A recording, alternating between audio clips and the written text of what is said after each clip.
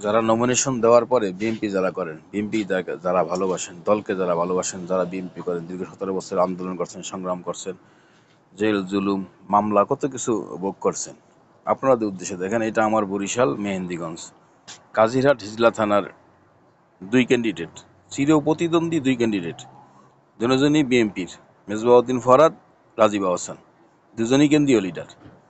দেখেন রাজনীতিতে তাদের অবস্থানটা দেখেন, দুজন চির প্রতিদ্বন্দ্বী থাকার পরেও আজকে দেখেন দল যে সিদ্ধান্ত দিছে, এটা আমার বরিশাল মেহেন্দিগঞ্জের মানুষ সহিভাবে মেনে নিছে।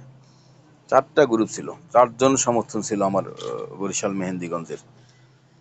দেখেন আজ রাজীব ভাই নমিনেশন পাওয়ার পরেই মেজবাউদ্দিন ফরহাদ, ওনার সিনিয়র, ওনার সাথে দেখা করতে গেছে, মিষ্টি মুখ করাইছে, কত সুন্দর আনন্দ। রাজনীতিতে এরকম সৌহার্দ্যপূর্ণ আচরণ থাকা দরকার। যারা নমিনেশন পান না এত আবেগী হওয়া যাইব না ভাই।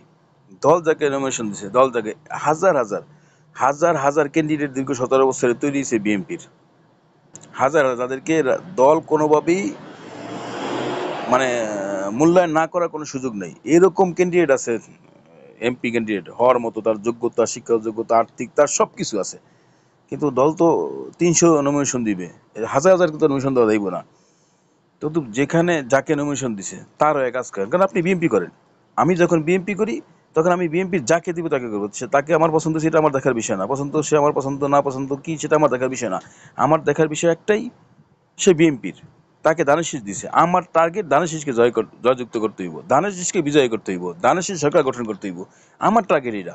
তাহলে আপনি কেন সেখানে দ্বন্দ্ব তৈরি করতে যাইবেন, সেখানে কেন টায়ার পোড়াবেন, এই করবেন। মির্জা ফখরুলকে নিয়েও দেখছি অনেক কথা বলছে, উনি কত বড় লিডার জানেন, ওনার যোগ্যতা কত বড়, এই দলটাকে দীর্ঘদিন চালায় রাখছেন, সেখানে তাকে নিয়ে আর কটূক্তি আচরণ করা, স্লোগান দেওয়া, এটা মোটেই ঠিক না, এটা কাম্য না। এটা রাজনৈতিক, এত বড় রাজনৈতিক দল হিসেবে, আপনি বিএনপির কর্মী হিসাবে, নেতা হিসাবে আপনি এটা করতে পারেন না, এটা খুবই দুঃখজনক। প্লিজ এইগুলা করবেন না। আমি দেখেন আমার বরিশালের, আমরা এতগুলা ক্যান্ডিডেট, আমাদের 4জন ক্যান্ডিডেট ছিল বরিশালের, সবারই তো জনসমর্থন ছিল কম বেশি, আমাদের মধ্যে তো ইনশাল্লাহ সবকিছু স্বাভাবিক আছে।